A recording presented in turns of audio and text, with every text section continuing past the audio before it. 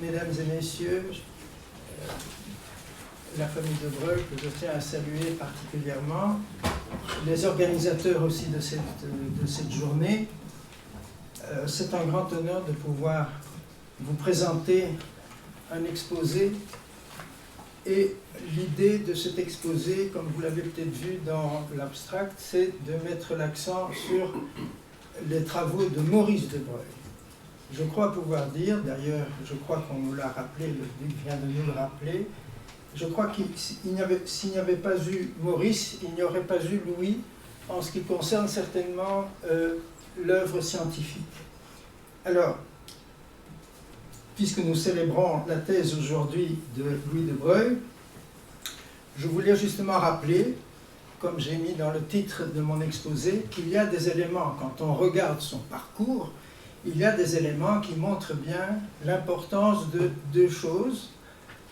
Alors, l'événement du Conseil de 1911, et j'ai appris, grâce à Philippe Maurice de Breuil, que Louis était là, parce que donc, dans ce Conseil de 1911, il y avait Langevin qui avait besoin, au fond, d'être aidé par Maurice de Breuil, et Maurice, à son tour, je crois, comptait sur le soutien de Louis pour mettre de l'ordre dans toutes les notes qu'il prenait.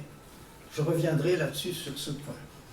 Alors, avant même de parler de l'œuvre de Maurice, je voudrais faire une petite digression et vous rappeler, ou du moins vous indiquer un lien entre Breuil et Ernest Solvay, le fondateur des Instituts internationaux de physique et de chimie. Ce lien, le duc de Breuil vient de nous le rappeler, c'est Augustin Fresnel. Augustin Fresnel, qui est le fondateur bien connu de la théorie ondulatoire de la lumière, et plus connu du grand public pour sa célèbre lentille. Alors, Augustin est le fils de l'architecte Jacques Fresnel, chargé par le duc de Breuil de diriger les réparations de son château. Il y fait la connaissance de la mère d'Augustin, dont le père est le régisseur du domaine. Et après avoir suivi des cours de physique et de chimie à l'école polytechnique de Paris, Fresnel veut se faire connaître par une découverte en chimie appliquée. Il conçoit une réaction permettant de fabriquer économiquement de la soude à partir d'ammoniac et de sel. Et malheureusement, il apprend très vite que son procédé se révélerait plus coûteux que le procédé existant, qui était le procédé Leblanc. Alors, profondément déçu, il se tourne vers la physique. Dès 1818, il développe sa théorie ondulatoire de la lumière, établissant en particulier une formule bien connue d'entraînement partiel de l'éther, dont Lorentz montrera bien plus tard qu'elle est une conséquence de la relativité restreinte. On peut imaginer que l'œuvre de Fresnel, enfin plutôt que les conséquences dont je viens de parler, n'auraient jamais eu lieu si Fresnel n'avait pas subi un échec dans sa tentative de faire fructifier son procédé de fabrication de la soude. Or voilà qu'au milieu du XIXe siècle, Ernest Solvay a la conviction d'avoir découvert la réaction qui justement permet de fabriquer de la soude avec sel et ammoniac, et lorsqu'il apprend qu'il a été devancé par le grand Fresnel, il s'écrie « Cela prouve tout simplement que l'idée était bonne et que je puis réussir là où les autres ont échoué. » Et c'est ce qui fut le cas.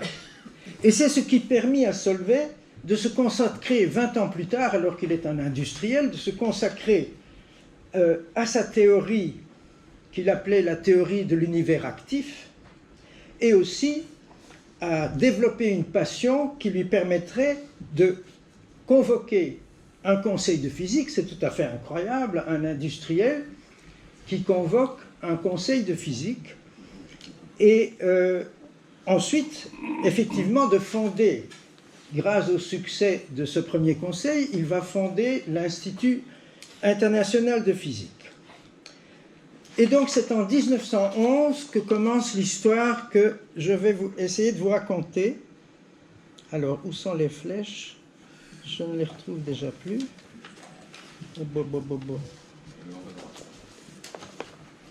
Elles sont là.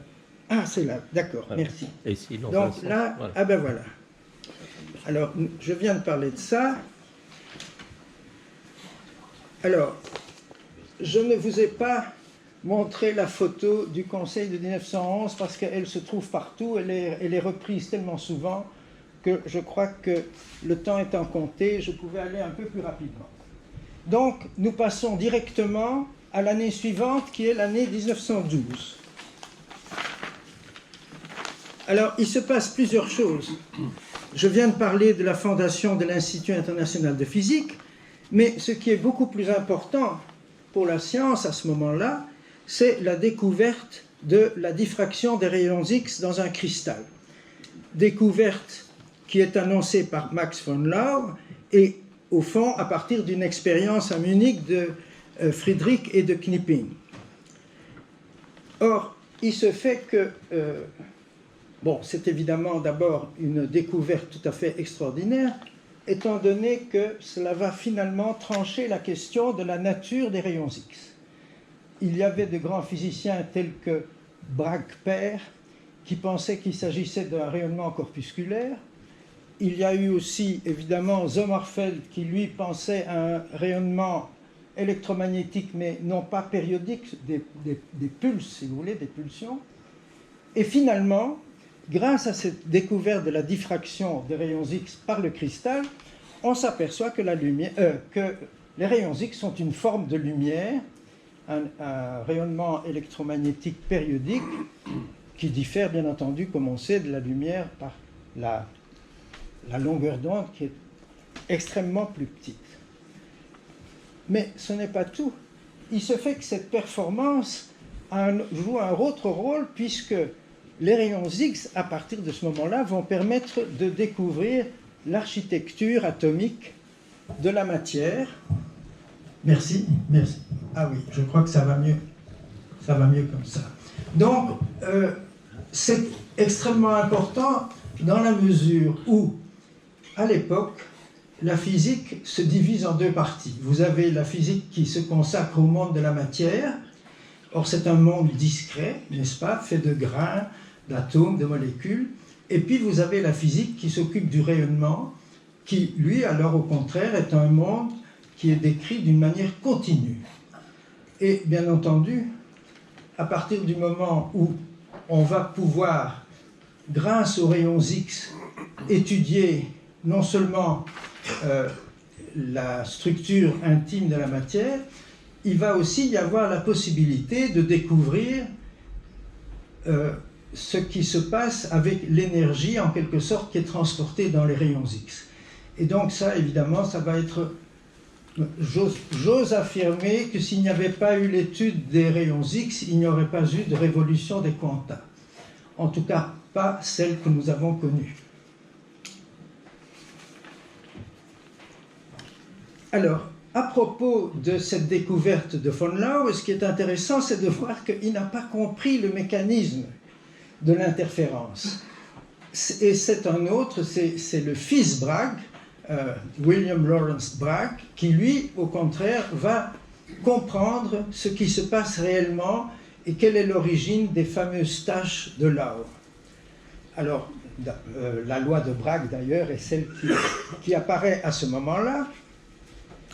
Et, en d'autres termes, je voudrais quand même signaler en passant que aussi bien von Laue que le jeune Bragg ont bénéficié du programme subside de l'Institut Solvay. Alors, on parle souvent des conseils puisqu'il y a les belles photos. On ne parle pratiquement jamais des subsides. Et il y a eu comme ça environ 6 physiciens qui ont bénéficié de ces subsides, malheureusement uniquement pendant les années allant de 1912 à 1914. Mais on s'aperçoit que 6 de ces travaux ont mené à des prix Nobel, donc ça n'a pas été sans effet. En particulier, je pourrais vous citer la fameuse expérience de Frank et Hertz, dont on dit toujours dans les cours que c'est la première confirmation de la théorie du Bohr. Eh bien, Frank et Hertz étaient complètement inconnus à l'époque. Ils ont bénéficié pour leur expérience d'un subside Solvay. Mais revenons maintenant à Maurice.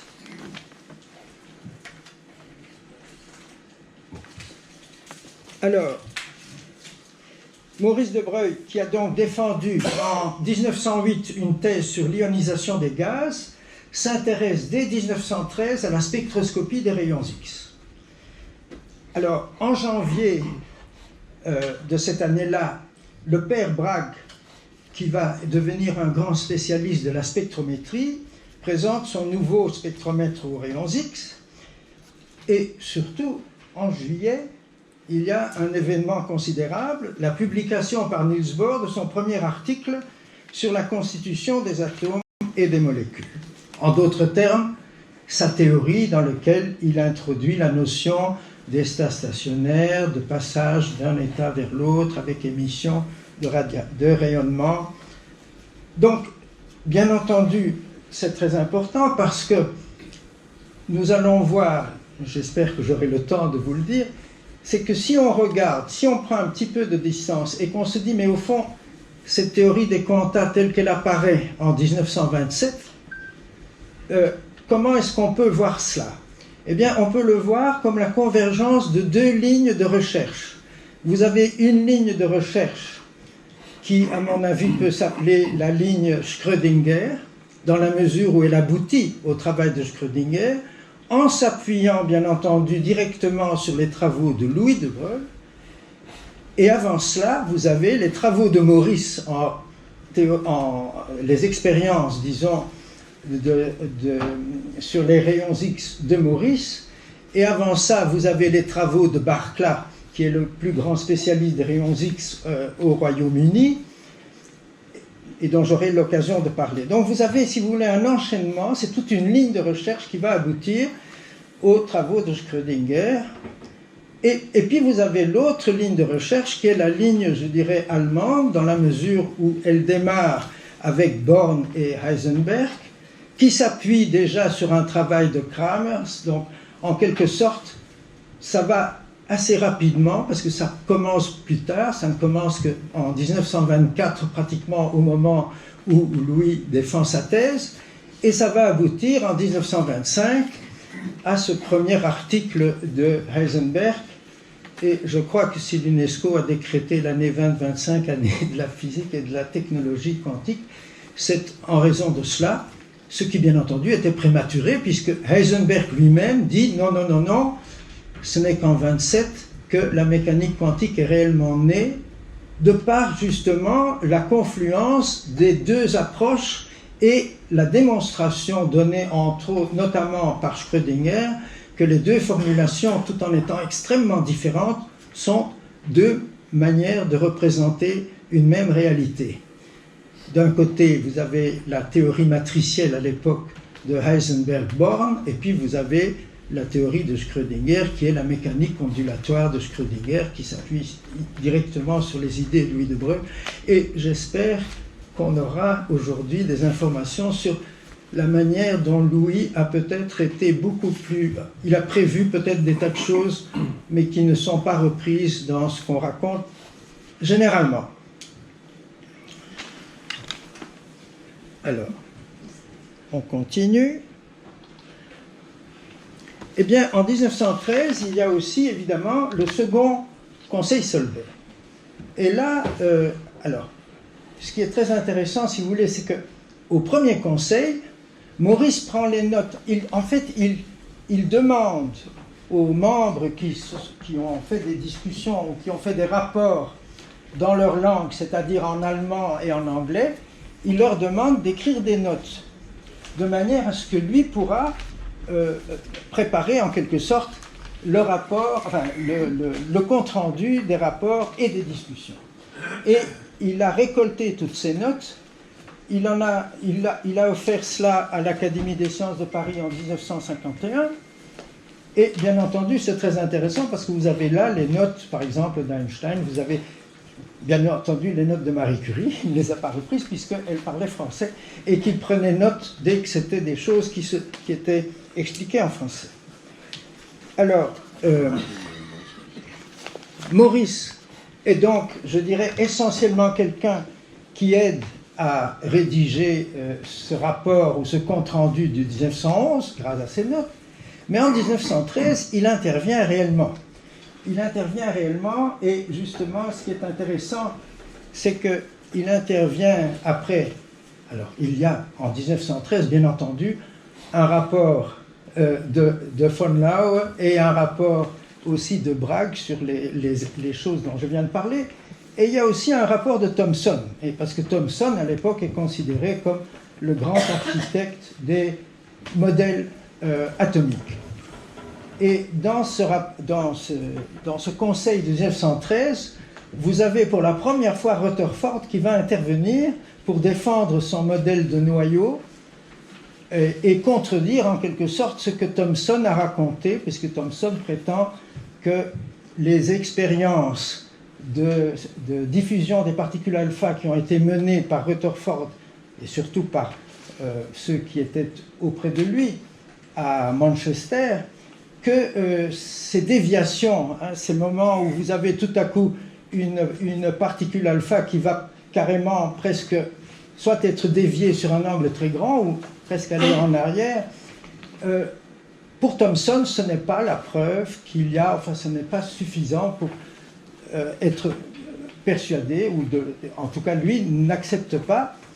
Et vous avez là une discussion qui est à mon avis très intéressante parce que c'est une confrontation historique.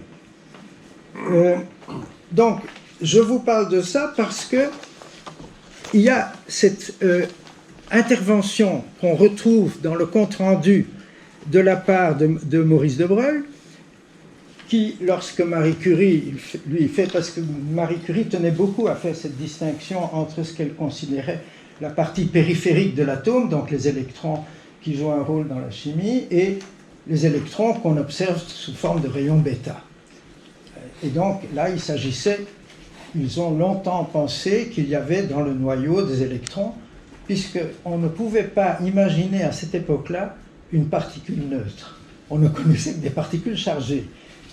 C'est d'ailleurs ce qui a fait que Joliot a loupé la découverte du neutron, je pense. Enfin, c'est une autre histoire. Alors,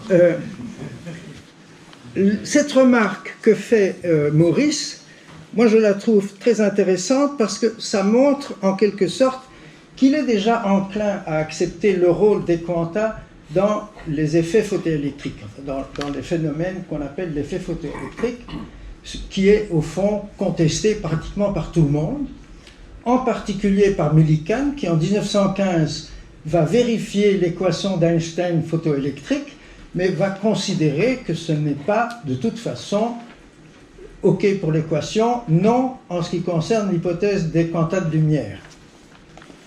Et là, bien entendu, je trouve intéressant de voir que Maurice, lui, il y croit déjà, en quelque sorte.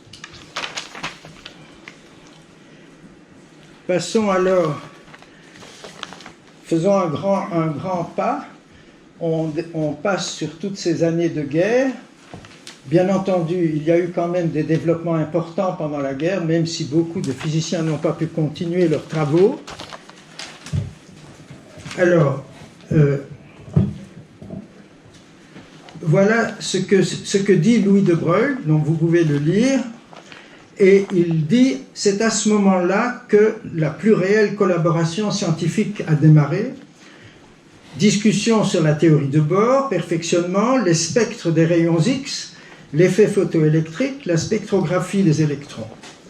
Et il parle de longues discussions sur l'interprétation des expériences qui étaient essentiellement quand même effectuées, je crois, étaient certainement pour l'essentiel le travail de Maurice. Et il y a à ce moment-là une question qui préoccupe Maurice. La question est de savoir si, quand vous avez un effet photoélectrique, une ionisation, vous avez un électron qui est arraché à un atome, et à ce moment-là, puisque ça se produit sous l'effet d'une énergie, alors si le rayonnement est de fréquence nue, vous avez cette quantité h nu, est-ce que ce quantum h nu, est-ce qu'il va être entièrement emporté par l'électron? C'est le point qui intéresse à ce moment-là Maurice.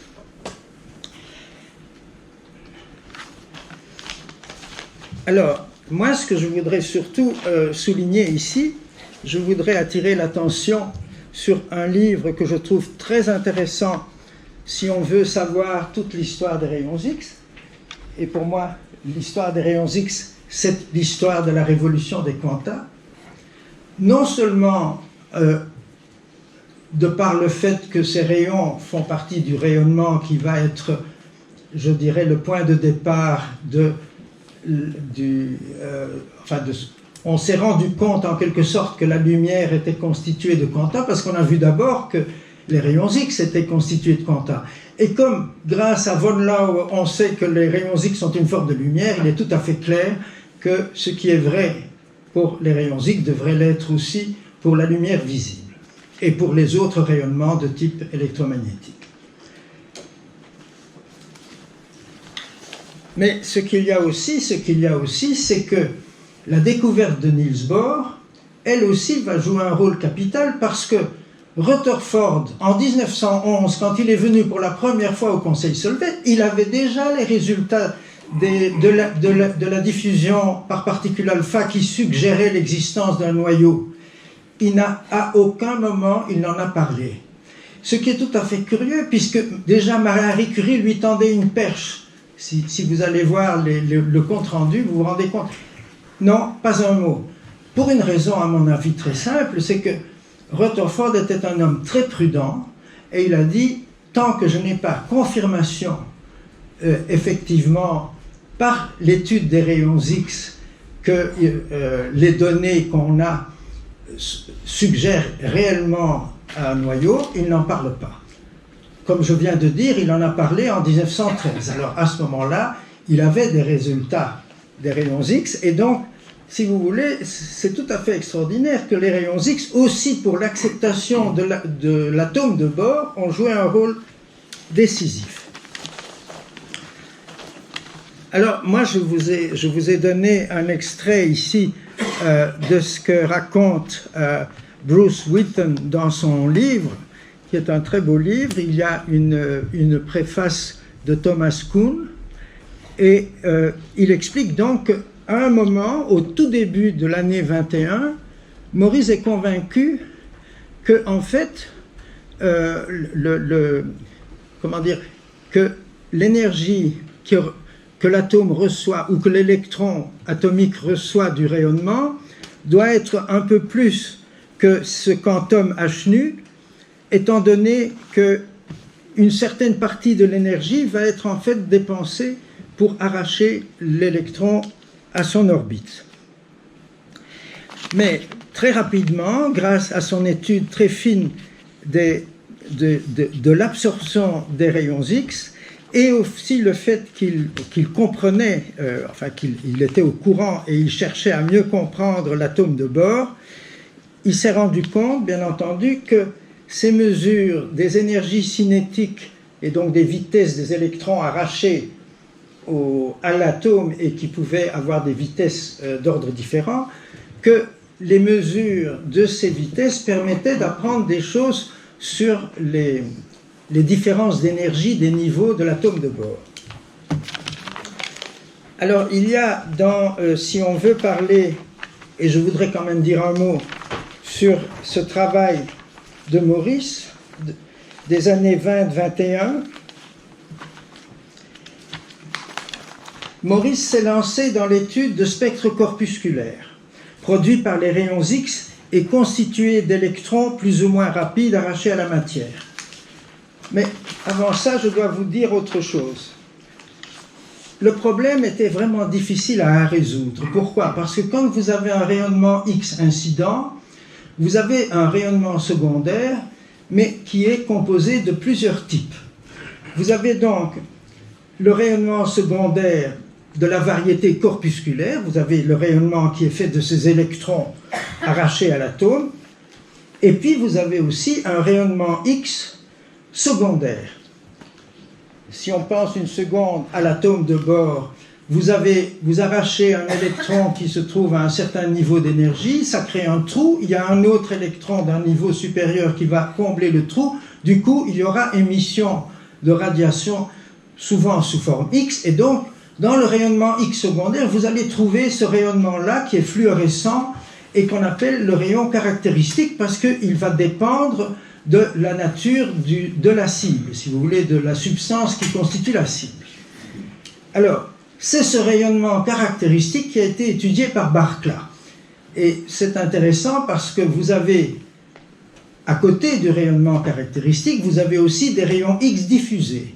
Or, les rayons X diffusés, ce sont ceux qui vont permettre à Compton de découvrir qu'il y a une différence entre la fréquence du rayon X incident et la fréquence du rayon X diffusé. C'est le célèbre effet Compton qui va en quelque sorte enfoncer le clou que de la nature duale de la lumière, étant donné qu'il va pouvoir développer sa théorie du photon.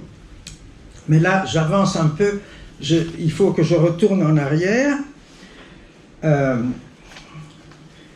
Et voilà, donc en quelque sorte, c'était simplement pour vous indiquer qu'il fallait vraiment faire des expériences extrêmement fines pour pouvoir étudier et le rayonnement X secondaire et surtout le rayonnement corpusculaire, puisque c'est celui-là qui est principalement l'objet de l'étude de Maurice.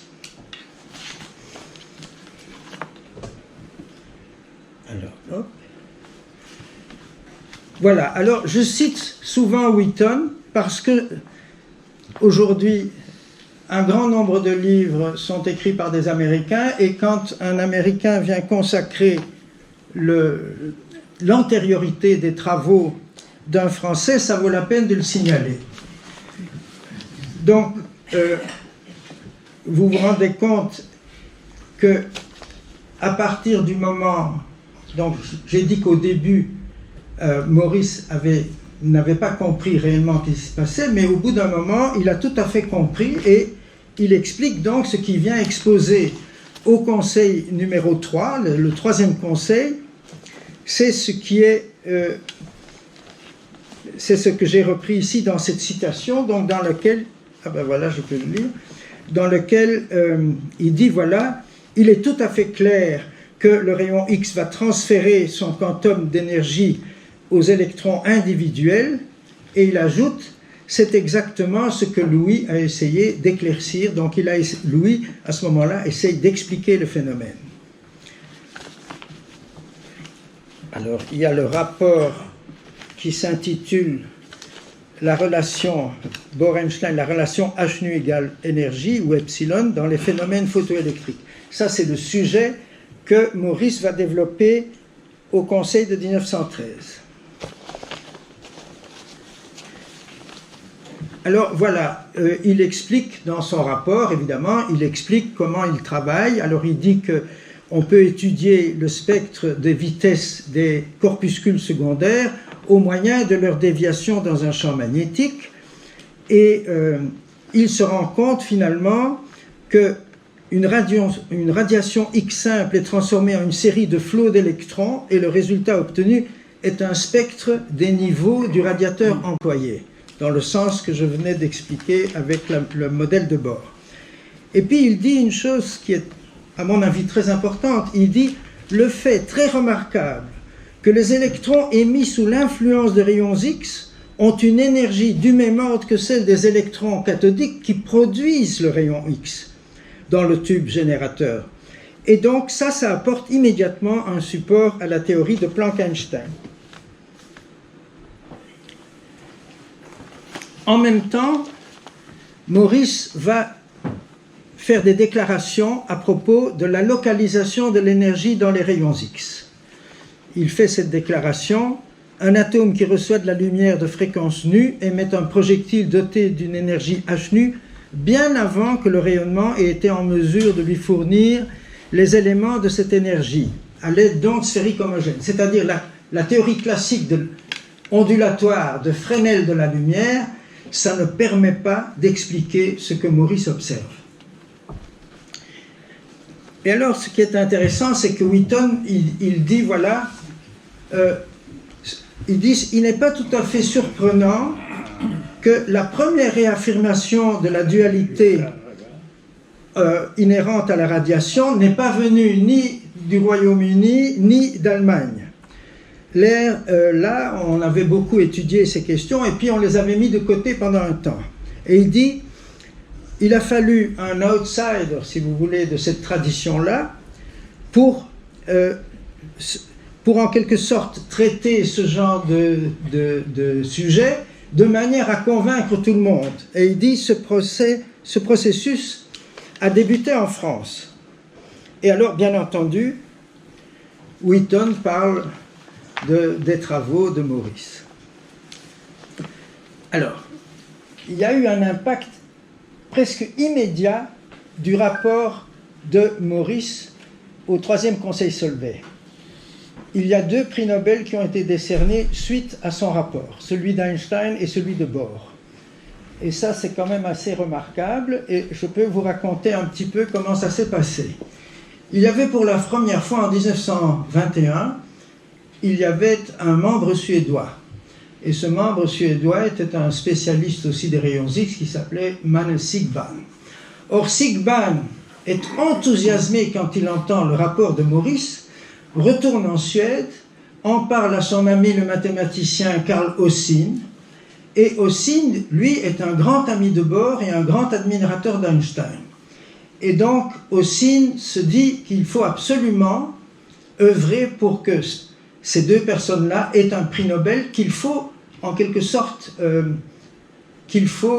décerner en même temps, parce que les 2 sont liés, en tout cas dans son esprit.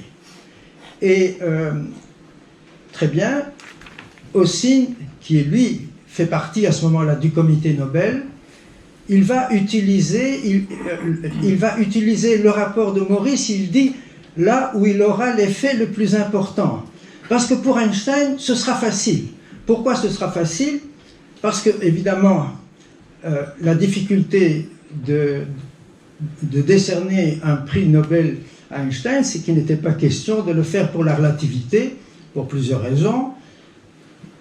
Entre autres parce que Alfred Nobel avait toujours précisé qu'il fallait récompenser ce qui était utile à l'humanité, et on n'avait absolument pas la conviction à Stockholm que la relativité entrait en ligne de compte. Or, son travail sur l'effet photoélectrique, qui lui est validé, du moins l'équation photoélectrique d'Einstein a été validée par les travaux de Millikan de 1915, là, il n'y a aucun problème. On va pouvoir maintenant, parce que les cellules photoélectriques étaient déjà en usage au début des années 20, et donc il y avait tout à fait, si vous voulez, cette applicabilité de la théorie qui a fait qu'on a décerné ce prix. Et donc, dans la lettre, dans la recommandation pour Einstein, Ossin se garde bien de parler des résultats de De Broglie, il va uniquement parler ceux de Millikan. Il réserve donc les résultats de De Broglie pour justifier le prix Nobel de Bohr. Et il savait très bien, évidemment, qu'en œuvrant pour Einstein, il œuvrait en même temps pour Bohr. Et donc, il a convaincu l'Académie de Stockholm que les 2 prix seraient décernés en même temps, c'est-à-dire en 22. Celui de 21, alors celui de 21, il est décerné à Einstein pour avoir établi un lien entre les quanta et l'effet photoélectrique, et celui de Bohr, qui est le prix de 22, pour avoir établi un lien entre les quanta et la structure de l'atome.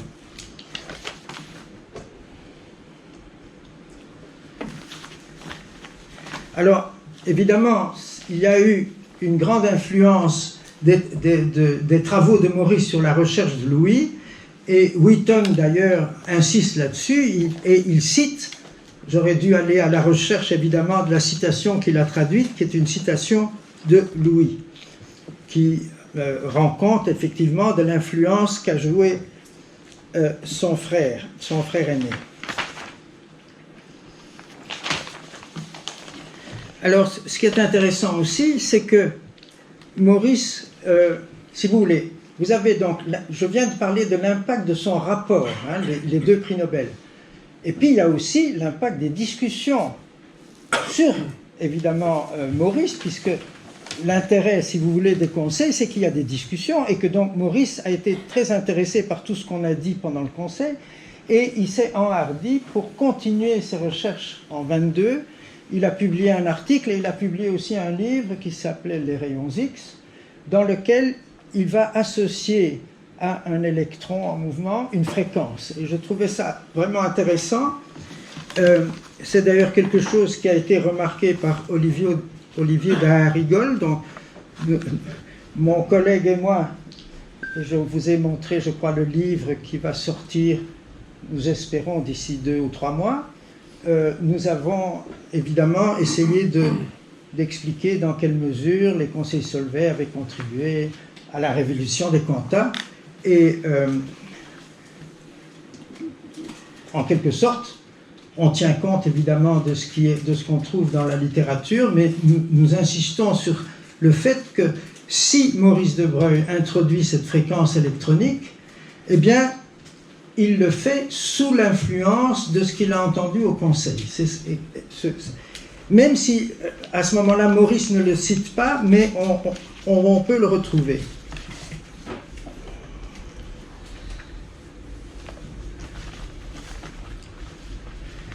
Alors, ce qu'on peut conclure, c'est que en 1921, vers la fin de l'année, Maurice de Broglie a réuni tous les éléments décisifs en faveur d'une nature double de la lumière, ou une nature duale, mais il hésite à franchir le pas.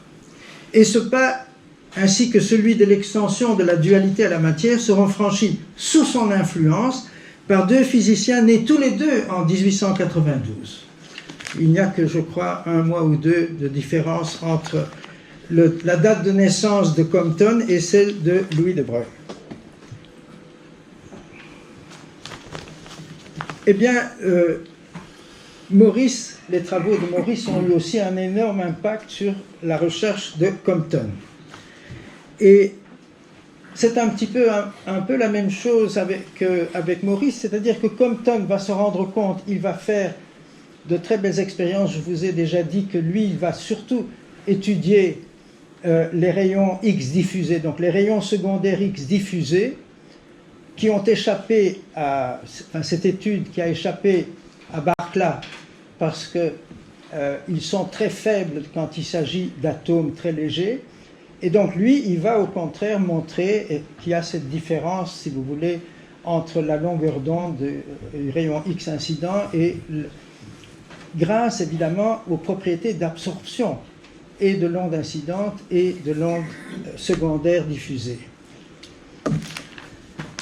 Alors, il dit... alors, attendez que je retrouve. Il y a quelque chose là que je voulais aussi très rapidement souligner. Oui, donc c'est en 1922 que Compton se rend compte, grâce à ces mesures d'absorption des rayons X, qu'il y a un accroissement dans l'absorption des rayons diffusés. Et que cet accroissement est précisément ce qu'il doit être si leur longueur d'onde est accrue d'environ 3 centièmes d'angstrom par rapport à la longueur d'onde du rayon primaire. Ensuite, il vérifie ce résultat à l'aide d'un spectromètre de rayons X. Ça évidemment, ça permet d'en savoir beaucoup plus que uniquement par les propriétés d'absorption. Et c'est à ce moment-là, dit Compton, qu'il fait une pause dans ses expériences et qu'il élabore sa théorie du photon. Mais l'idée de Compton d'attribuer un caractère quantique au changement de fréquence qu'il a observé du rayonnement X, elle est fondée précisément sur le rapport Solvay de Maurice de Broglie. Maurice de Broglie cite alors véritablement, il cite Maurice, voilà ce qu'il dit. Il dit, pour étudier les vitesses des photoélectrons excités par les rayons X, la méthode photographique de leur spectre magnétique a donné les meilleurs résultats, et qu'une très belle description des détails de la méthode est donnée par de Broglie dans son papier « Les spectres corpusculaires des éléments ». Et puis il ajoute qu'une série de merveilleuses expériences de Broglie dans la région des rayons X et de Ellis dans la région des gamma. Les rayons gamma, bien entendu, sont un peu du même type que les rayons X, ont montré que, alors il le dit, que les électrons émis venant de différents niveaux d'énergie ont absorbé un quantum de l'énergie incidente et émergent avec une énergie cinétique diminuée seulement par le travail qu'il a fallu dépenser pour qu'il quitte l'atome.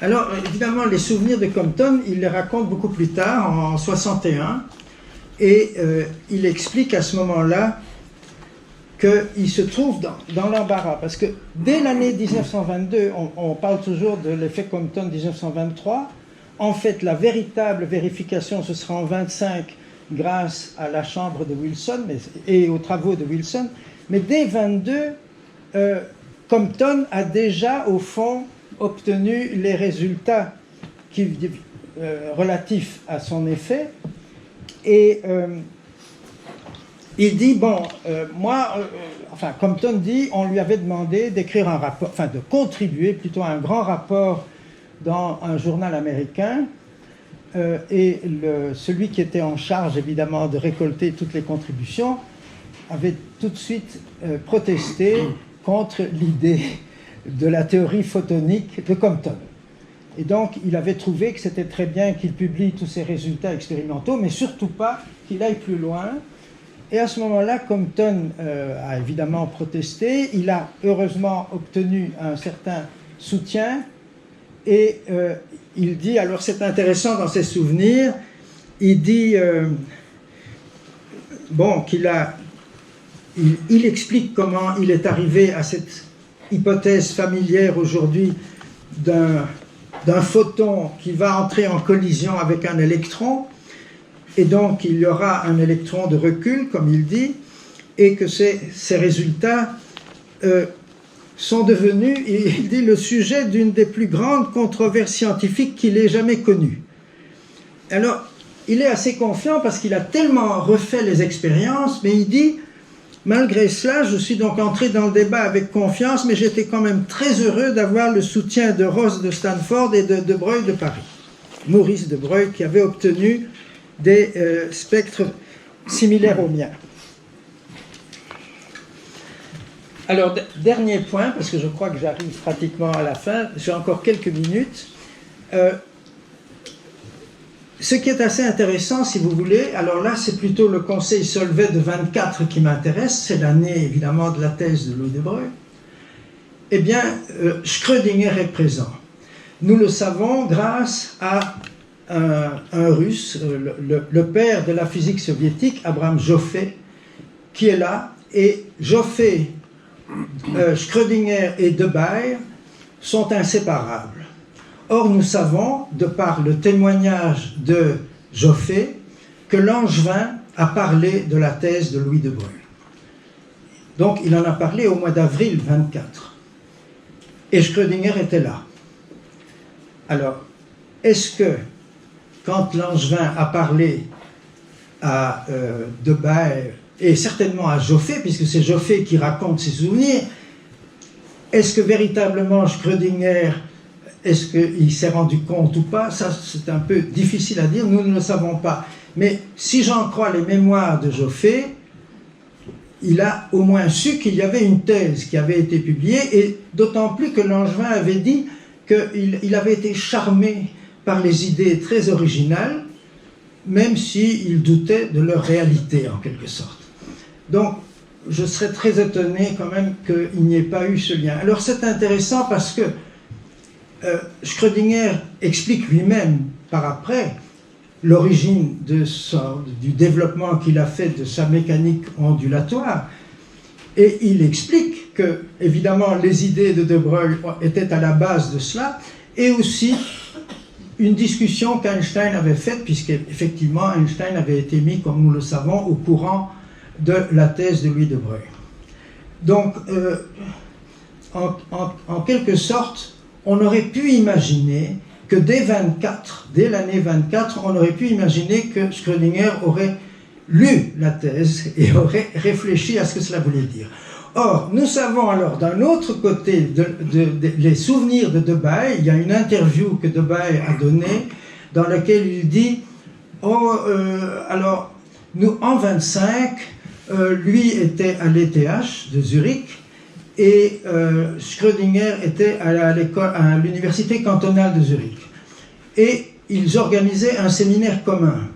Et donc, Debaille dit, à un moment donné, j'ai demandé à Schrödinger qu'il vienne nous faire un exposé sur la thèse de Louis de Broglie. Et à ce moment-là, évidemment, Schrödinger a lu la thèse, et c'est là qu'il y a eu, si vous voulez, on dit en Belgique, le franc est tombé.